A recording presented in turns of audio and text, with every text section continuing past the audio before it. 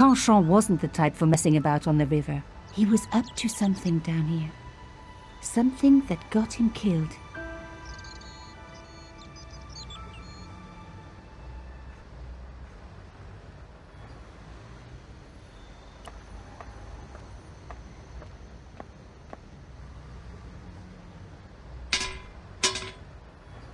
The fence wouldn't move.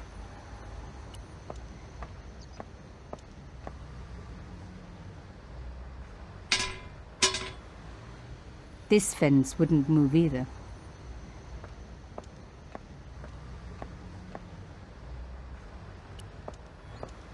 The cross looked familiar. I'd seen it before. It was embroidered on the lace cloth I'd picked up at Canchon's apartment. I knew I was on the right track.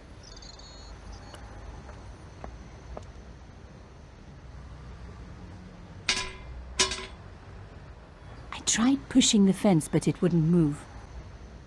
A strange pair of locks stopped the latches from releasing the gate.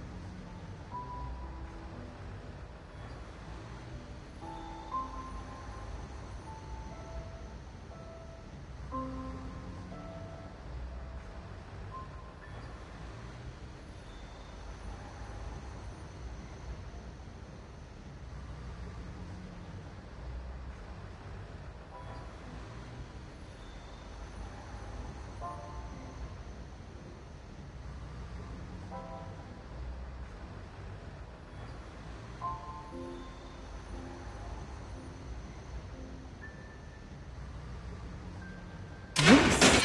One down, one to go.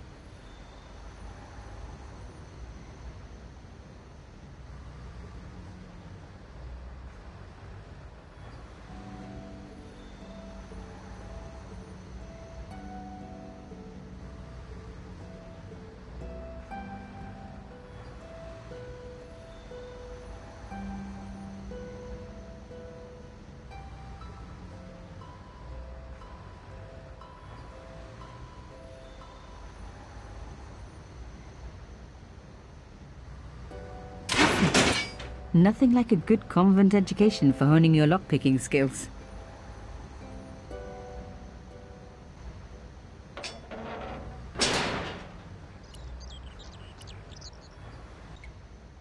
For a room full of junk, that was one very sophisticated lock system.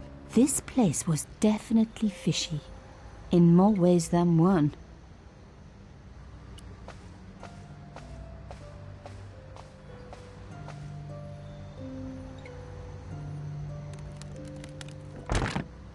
Oops.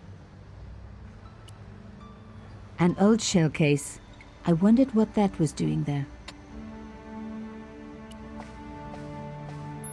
No handle, nothing obvious. But there had to be a way to open it. The words Sinister and Dexter were carved on either side. Now any good convent girl like me knows the old Roman for left, right, left, right. But what did it mean here?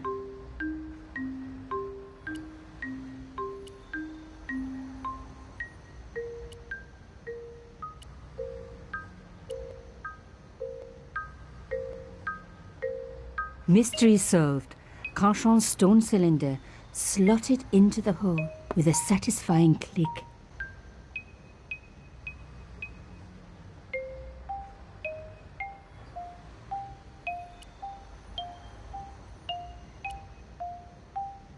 The cloth was covered in blue paint. I hoped that I hadn't ruined it for nothing.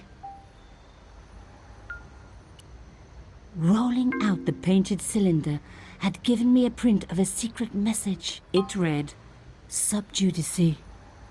Below it was a sequence of letters, S, D, S, S, D, S, S.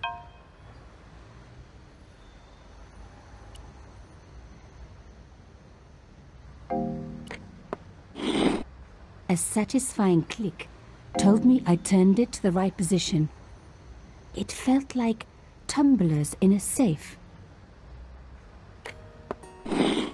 Another click, another step closer.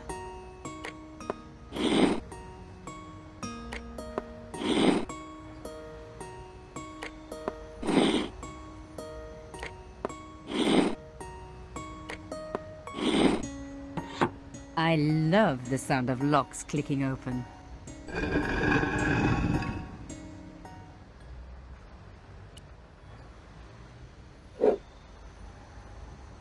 I removed the stone cylinder.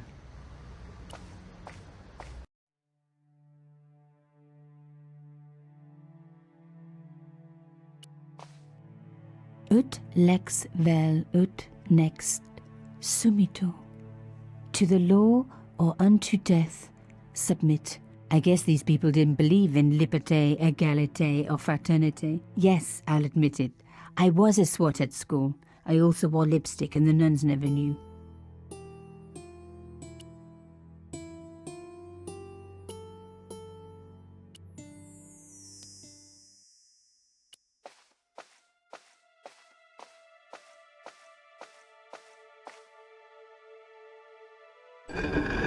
Oh my God!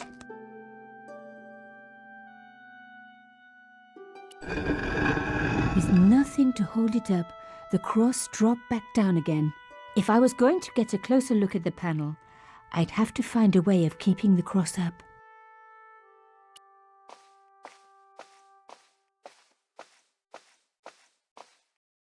The stone slab had flattened one end of the shell case.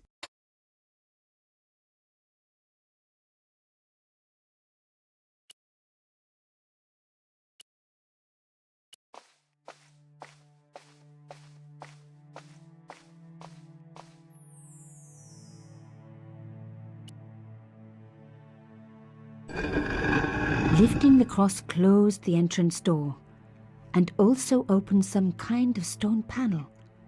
Ingenious.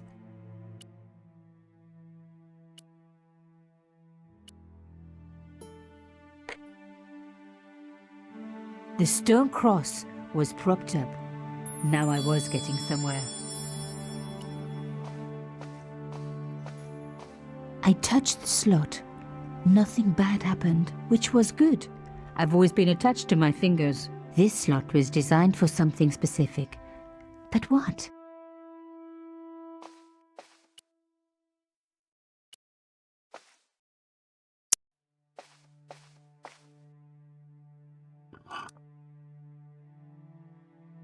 The artifact slotted into the hole perfectly. Behind the old walls, I could hear some kind of mechanism groaning into life, but whatever had been triggered had now jammed.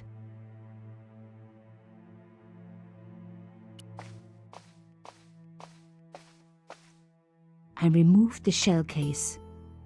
The cross didn't drop back down. Some kind of mechanism was holding it up.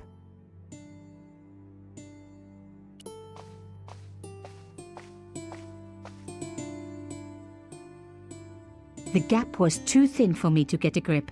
I needed something thin enough to prise the door open.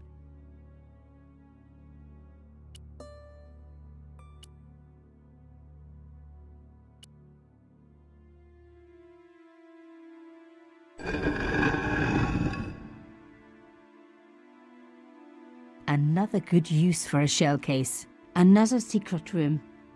Somebody had something to hide. But was it what I was looking for?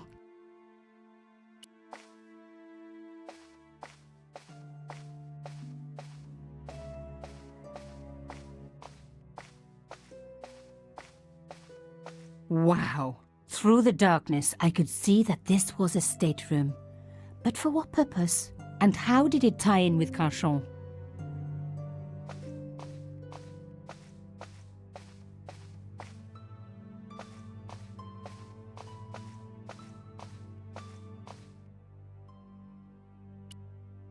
Amazing! The thing still worked. The room lit up bright as day.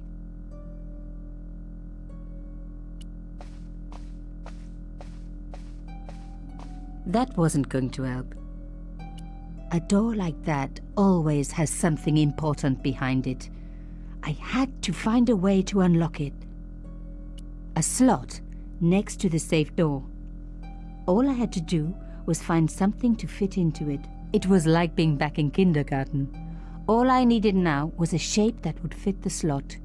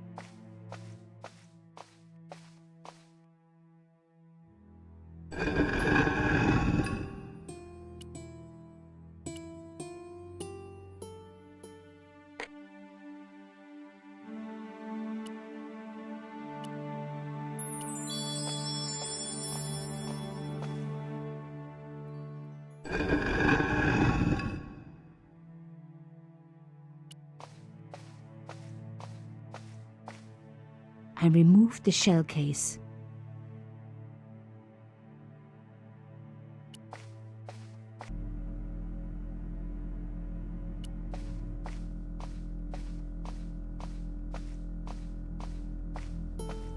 I wasn't going to find anything in this old desk. It hadn't been used for years.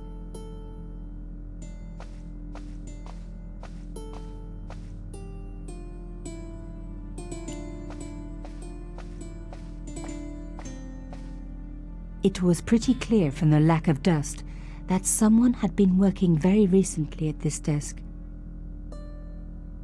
Oh my God! The sheet was a printout with my personal information. Everything from my favorite food to my waist size. They were right about chocolate, but come on guys, I'm a size 10. There was even a picture of me, taken with a telephoto lens. Carchon wouldn't have taken these pictures himself. This was big. And organized. I was part of it, and people were getting murdered. The dregs at the bottom of the mug hadn't dried out or gone moldy. It wasn't more than a day old. This was the article I'd written about the costume killer. My suspicions were right. Carchon had cut it out. 2 businessmen had been killed. One in Italy, one in Japan. In each case, the killer had worn a costume, a penguin, and then a snowman. But that wasn't the only link between the 2 murders. Both the victims had been big media do-gooders, and I proved they were just the opposite. So, how did they fit in with Carchon? My articles about the costume killer. My articles about the costume killer.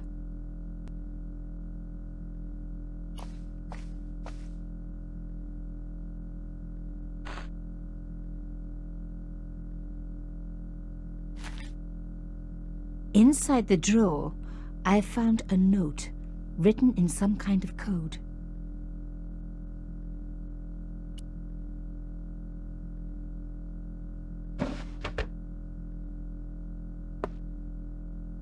Damn, don't you just hate it when that happens?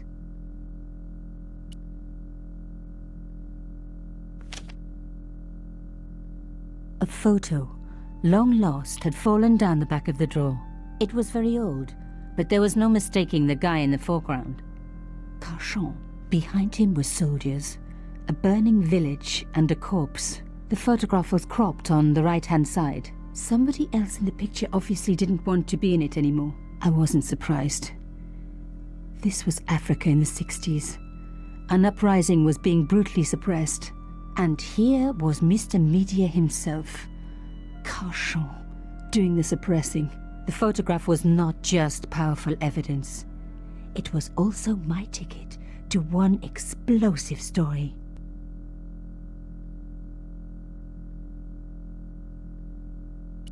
The drawer had come out easily enough, but wouldn't fit back into place.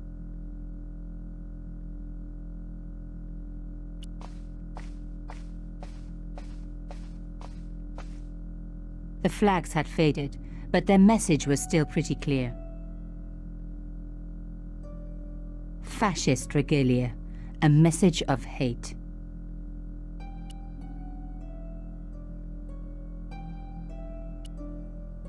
No.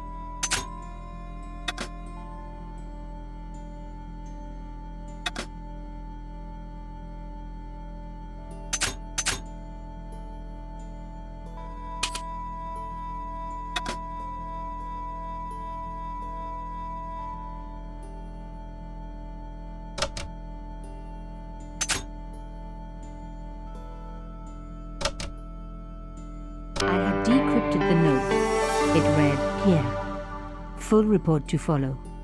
But this is too urgent to wait. Arno and Yamada both dead. This is not a coincidence. Indeed, it seems that all of us who came together in July are in danger. Take great care. X.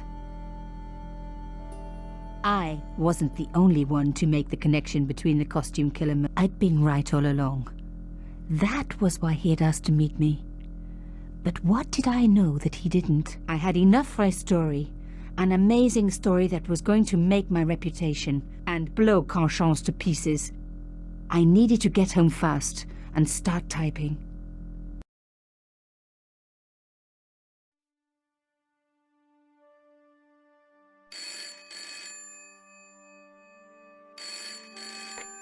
Bonsoir, Collard. Nico, it's Ronnie. Hey, Ronnie, you cracked open the champagne yet? Are you crazy? What's wrong? Wait a minute. You didn't print it, did you? Course I didn't print. That's the best piece I've written. The last, as far as I'm concerned. It's important. It's suicidal. You can't destroy a national hero. He deserved it. His corpse isn't even cold. Ronnie, 2 hours ago I told you what I'd found. You loved it. You begged me to write it up immediately. 2 hours is a long time in newspapers, Nico. Someone's got to you, haven't they? Listen up, Nicole, and listen good. Pierre Carchon had a lot of friends. Powerful friends. For your own sake. Forget what happened. You got it. End of conversation. Good night. This should have been my big break, but I knew there was nowhere else to sell this story. If Ronnie wouldn't print it, nobody would.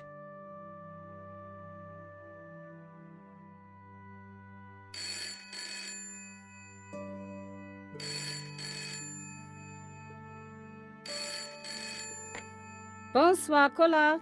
Mademoiselle Collard, my name is Plantard. I need to talk to you about your story. Your Pierre Carchon story. How did you know about that? There are people out there, madame, who will be very upset by this story. Oh, really? Well, it's their lucky day. It's been spiked. Yes, I know. We must meet. We must? I have information relating to your costume killer stories. Tomorrow morning, 8 a.m., Café de la Chandelle Verte, Rue Alain Court. I shall be wearing a grey overcoat. You must talk to no one about this. You can't tell me what to... Tomorrow at 8. I'll be waiting. People complain about newspaper articles all the time, but not usually before they're printed. I was beginning to feel scared. This guy, Plantard, could I trust him? Should I meet him or forget the whole business? I didn't have an answer.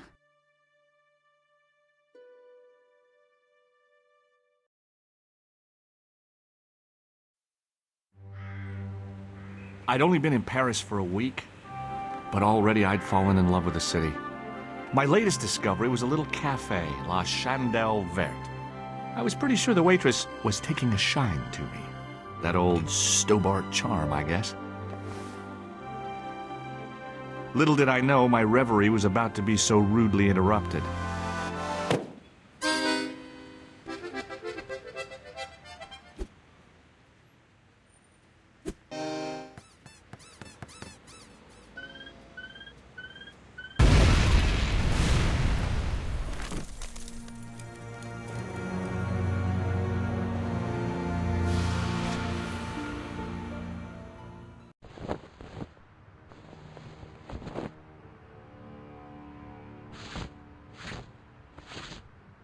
As I picked myself up, I was really angry. 1 minute I'm on vacation, the next minute some clown's blown me up. I knew right away what I was gonna do. I was gonna find that clown and bring him to justice. Because justice matters. Justice is up there with liberty, and equality, and, fraternity. After all, that's why I'd studied law, wasn't it? Well, that, and the money, of course.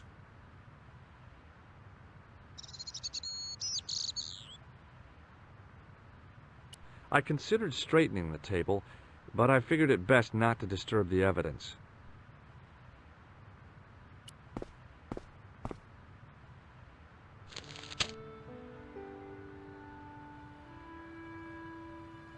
The leading article referred to the visit of a Nobel Prize winner from some unpronounceable Eastern European state.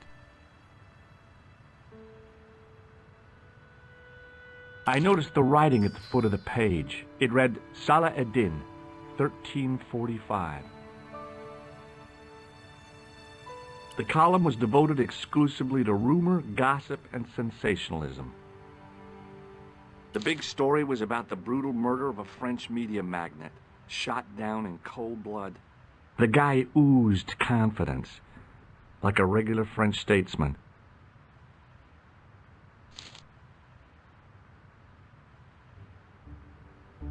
I examined the jagged glass remaining in the window. It was broken, all right.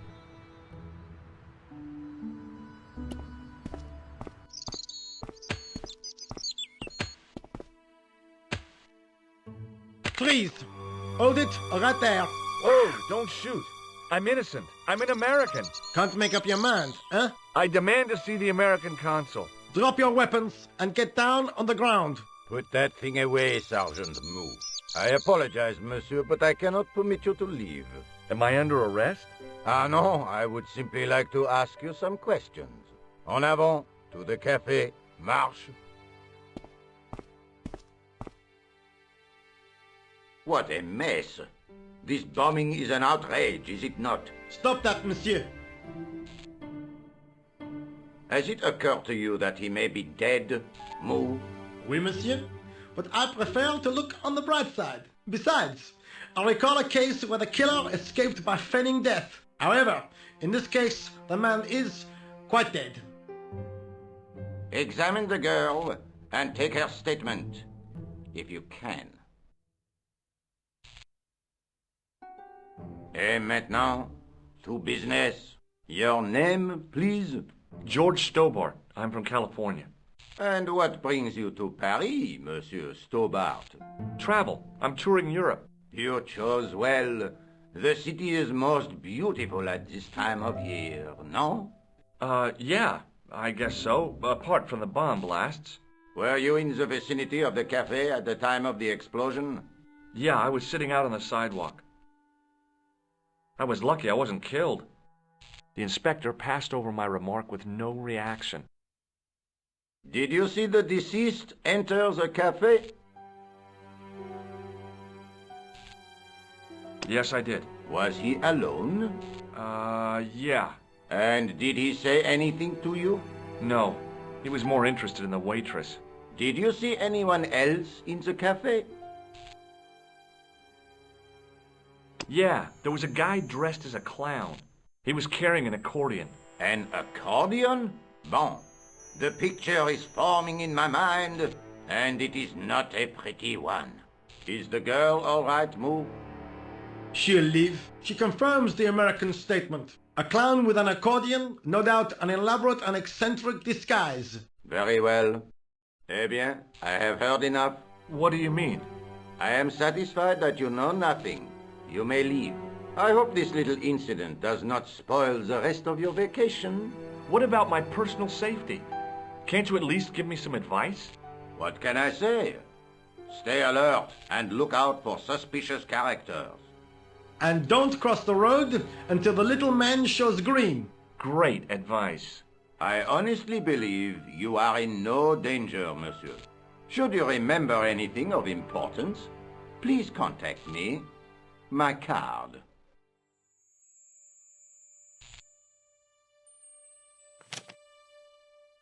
Thanks. That is all. You may go. There's not much to go on, monsieur. On the surface, no. But what lurks inside the subconscious? If the door can only be opened. Are you serious, monsieur? I thought your interest in psychic detection was purely academic.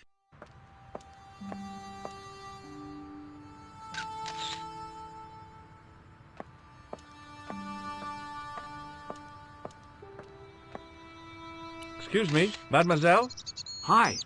My name's George Stobart. Oh, an American by the sound of it. Yep, that's right. On vacation in Paris. Some vacation, huh? You were here when the bomb went off? Sure was. Sat right out in front of the cafe. Did you notice a middle-aged man, maybe 60, with a hat and overcoat? I couldn't believe it. She hadn't even asked how I was feeling. Yeah, he went inside just before the bomb exploded. You weren't related to him, were you? Oh, no, nothing like that. I'm Nicole Collard from La Liberté. What is that, some kind of nightclub? Oh, no, it's a newspaper. You're a reporter? I'm a freelance photojournalist. Say, you could interview me about the bombing. An eyewitness account, minutes after the outrage that shook the whole of Paris. You know, real-life drama, human interest, that kind of stuff. I'll just stick to the facts, thank you. Did you see who planted the bomb? I know it sounds crazy, but he was dressed like a clown. A clown? It's him again.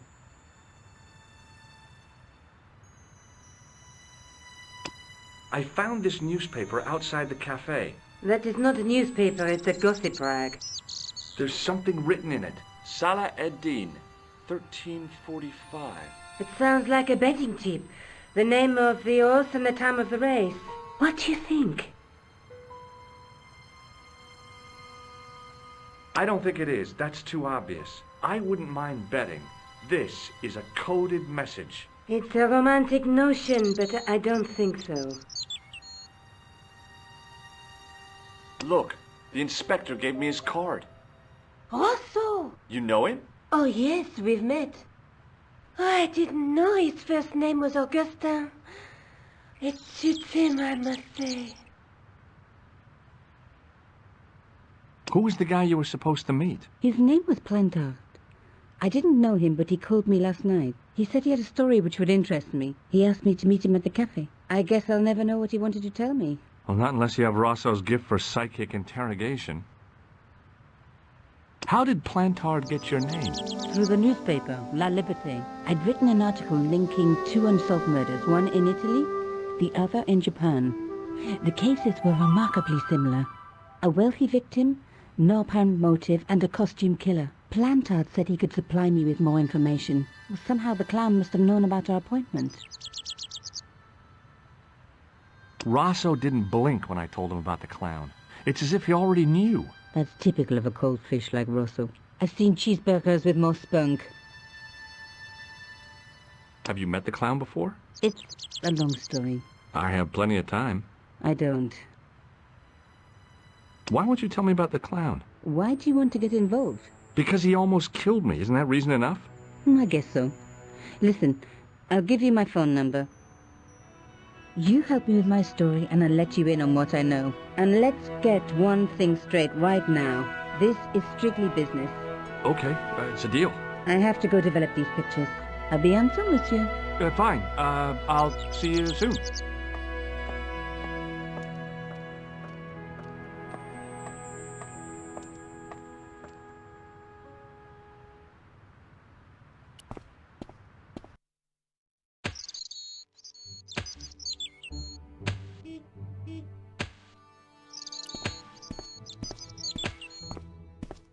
Hey, you! I thought you'd been arrested. No, it was a misunderstanding. When he pulled that gun, gah!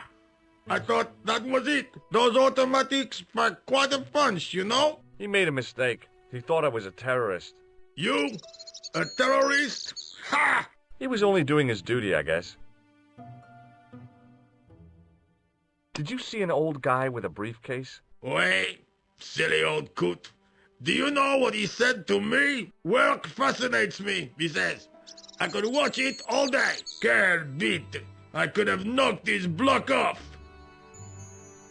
Did you recognize the old man? No. Should I have done? Was he a celebrity? No, but I guess he is now. His name was Plantard. Was? He's dead then?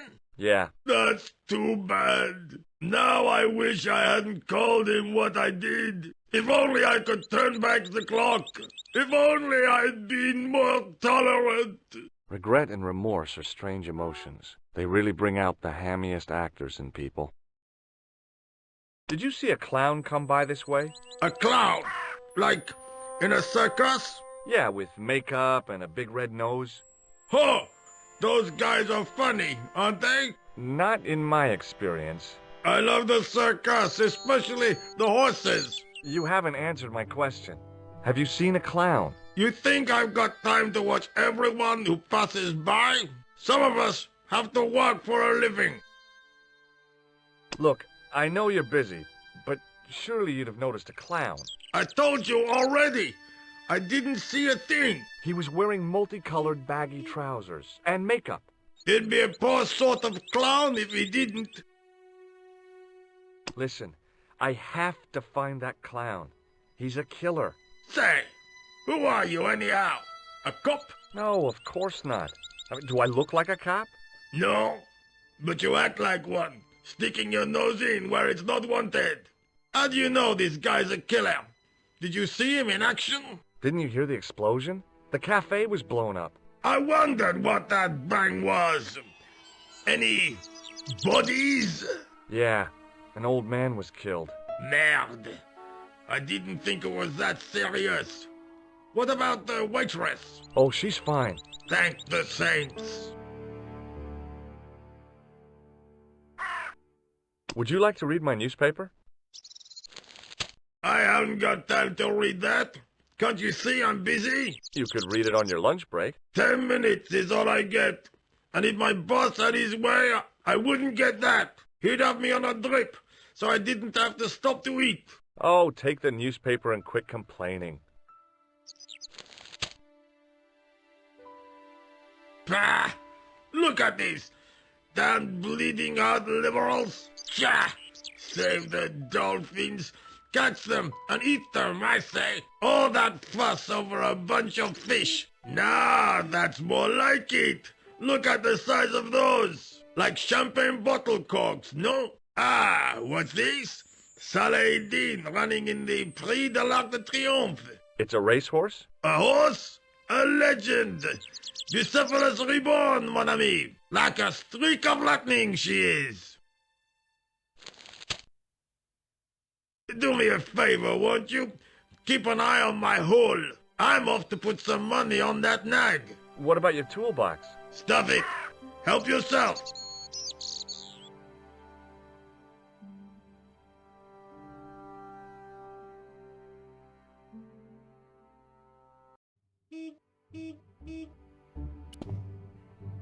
I found a T-shaped tool in the box. I didn't know what it was, but it looked useful.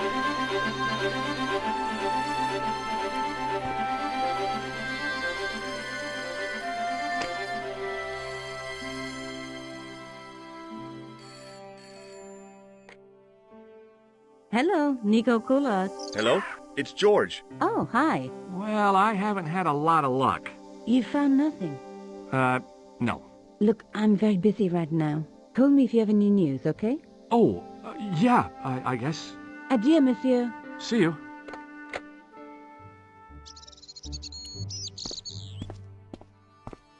Set into the huge gate was a smaller access door. The door was securely locked.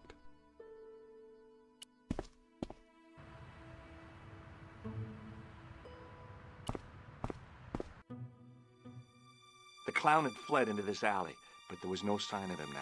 I was intrigued by Nico and what she could tell me about the explosion.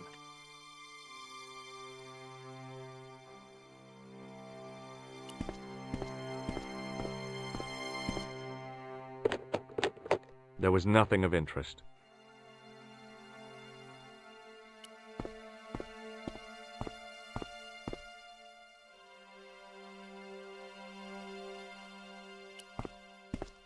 I took a deep breath and prepared to climb the drain pipe. I guess the clown hadn't escaped over the rooftops.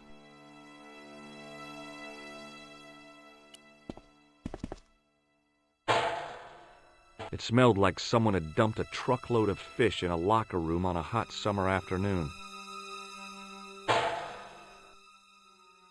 It was a battered old trash can. It was an iron cover concealing the entrance to a drain or sewer.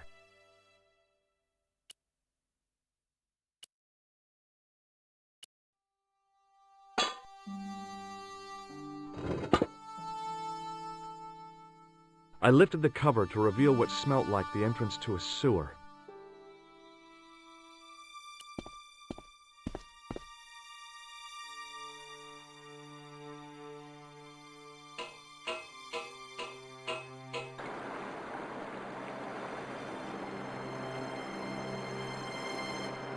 It was a shiny red plastic ball sat incongruously on the slippery green-slimed floor.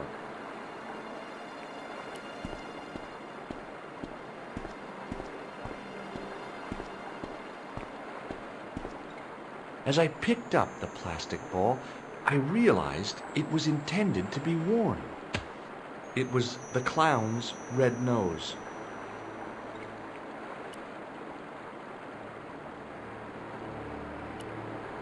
The nose was hollow. Printed on the inside were the words, La Risée du Monde, Paris. It was a bright red plastic nose, part of a clown's costume.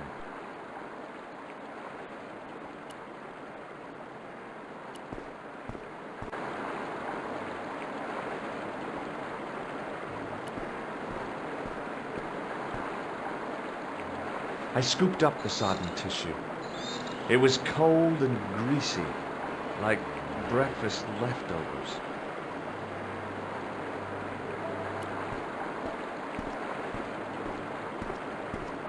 I took hold of the scrap of material and unsnagged it from the spike.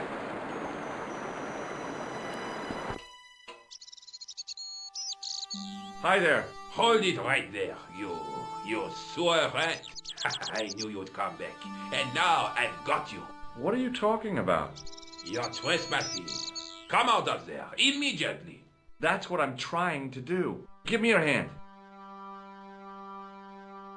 Ha! You won't catch me with tricks like that. Keep your distance, monsieur. Okay, okay. Now, what were you looking for? I was looking for a clown. Huh, ridiculous. Do you really expect me to believe that? He planted a bomb in the cafe and blew it up. What? The cafe? Blown up? Mon Dieu, that is awful. And you say the person responsible was dressed as a clown? That's right. He blew up the cafe, escaped into the sewer, changed his clothes, and came up here. Ah, mon Dieu. Then, the man I chased, do you think that man and the clown are one and the same? Well, yes, it had crossed my mind. Ah, that still does not explain what you are doing down the sewer. For all I know, you are in league with him. Oh no, I'm just a tourist. Most tourists are content with the Eiffel Tower, the Louvre, or the Pigalle. I didn't realize my waste pipes were such an attraction. Tell me about the man you apprehended. What is there to tell? He was a typical criminal type, just like you. Do you know the waitress at the cafe? Oh, she isn't hurt, is she? No, she's fine. Oh, thank heavens. A poor girl like her isn't safe with the likes of you roaming the streets. Can't you understand? I'm not a gangster. I'm an American tourist. That's what you say. Perhaps you'd like to take a look at my card? Mm-hmm. What is this? Inspector Augustin Rousseau? What does that say? Hominoid Division? A homicide. I think the ink's smudged. Mm-hmm. Then you are not a tourist. Okay, I'm not. I lied to you, and I'm sorry. Don't apologize, monsieur. You know, I had a feeling there was something different about you. It is your posture, your poise. Oh, yes. There is no mistaking the bearing of a disciplined man. And I should know. I was in the army, you know. When I was your age, I was fighting for my life in the African desert. How can I help you, Inspector? Tell me about the man you apprehended. He was a mean one, monsieur. He grabbed me in an armlock. His face suddenly next to mine. His grip was like iron. But he did not know what he was up against. Oh no! He made a big mistake when he took on one of the desert hyenas. Yes, I get the picture. Do you know the waitress at the cafe? You can't suspect her, surely. Just answer the question, please. Yes, I know her. Quite well, you could say. She came to work at the cafe 7 months ago.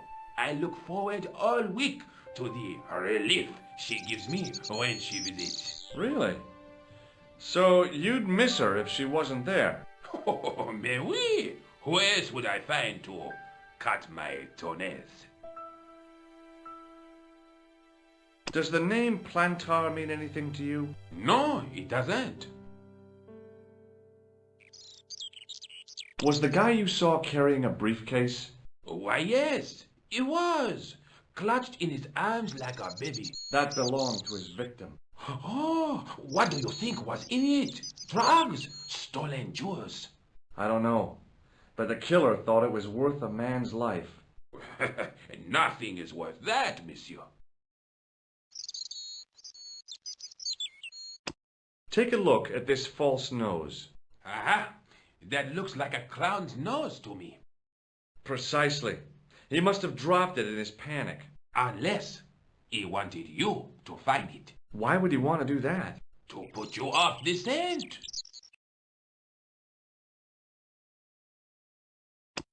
Does this piece of material mean anything to you? Ah, that is the same cloth as the jacket I found. I'd recognize that pattern anywhere. Now, about the jacket you found. Do you have it here? No, monsieur. One of the sleeves was badly torn, so I sent it for repair. A pity, because otherwise it was a fine piece of quality tailoring. It had the tailor's name inside on the label. Where did you send the jacket? I gave it to an itinerant Romani seamstress. Just my luck. Was there anything in the jacket pockets? Not a sou. You know what I think? Do tell me.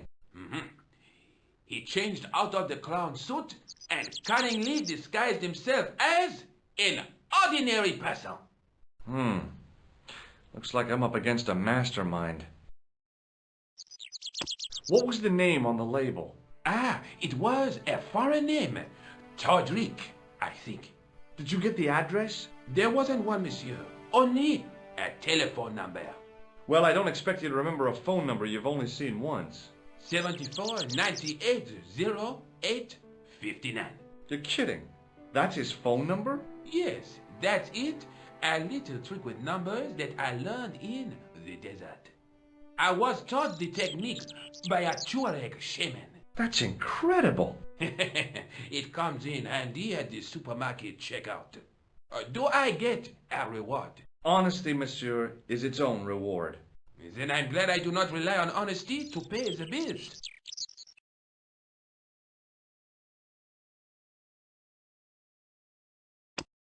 What does this tissue mean to you? Nothing, monsieur. It's disgusting. What on earth possessed you to show it to me? Someone has emptied their nostrils into it. I have to be going. Thanks to your help, the citizens of Paris can sleep a little easier tonight. Vraiment? I was only doing my duty, monsieur. Good luck, Inspector. I hope you catch that killer soon.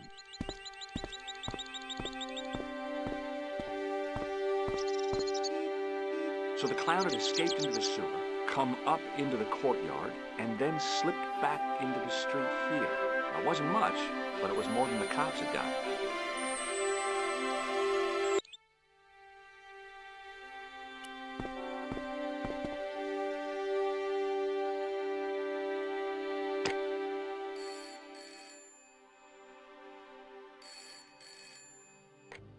Hello? Who is this? Hi. My name's George Stobart. You don't know me. Correct, Mr. Stobart. I don't. What can I do for you? Well, I'm trying to trace one of your customers. Could I maybe come over and talk to you? No. No, that's not possible. Oh, okay. Forget it. Listen, all I want is a name. What are you talking about? Who are you working for? I guess you might say I'm acting in the interests of truth and justice. Ah, thank God. I thought you were the police. There are innocent lives at stake, Mr. Todrick. Lives that you could save. You're collecting for charity, yes? No, I'm not. All I want from you is information. Go on. I'm listening. What do you know about the clown who bombed the Café de la Chandelle Verte? I don't have no idea what you're talking about. You're cool, Todrick. But I think you know more than you're saying. I don't know who you be, but sure I am you don't know what you're talking about. Oh, this is ridiculous. Quit playing games with me, Todrick. I tell you, I know nothing about no clown. Do you know a guy called Plantar? No, I never heard of him. Shall I tell you what happened to Plantar? How he was killed in cold blood? I told you, I never heard of Plantar. I expect Plantar's a family man, don't you? In their little apartment, Madame Plantar is cooking the supper, listening for the familiar sound of her husband's key in the door. Junior is waiting for his daddy to come home from work. He can't wait to show him the merit marks he earned in school today. Only tonight, Monsieur Plantar won't be coming home. You forgot the puppy. Huh? The faithful puppy dog, waiting for the sound of his master's voice. Well, maybe they don't have a dog. What do you think? I don't know, Plantar. I never heard of Plantar. None of this has anything to do with me. Thanks for nothing, Todrick.